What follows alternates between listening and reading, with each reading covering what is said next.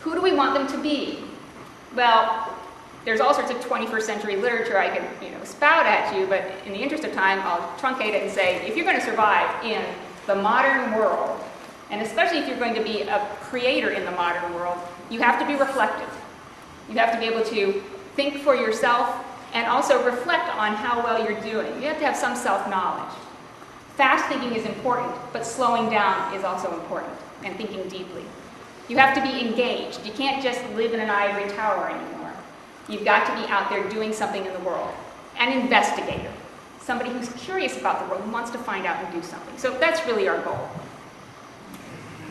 I think we're going to post this on the website and do it, you can read it at your leisure, but there's a connection between what they are, what we want them to be, and how we cast a curriculum. Basically, we want it focused on depth and complexity of content.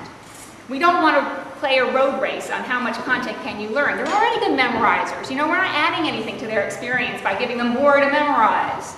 We want them to think differently, in sophisticated ways, using deep connections between ideas and abstract thought. We want them to have lots of experience with speaking and writing, because even though there's email now, what you find out is you actually have to be a better writer to email well, and the words actually make a huge difference.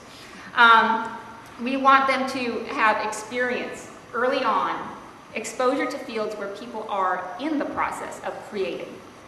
So we really want them to be engaged in the process, listening to people who have new ideas, shadowing people who are working on new ideas, and then eventually taking on the role of being an investigator themselves.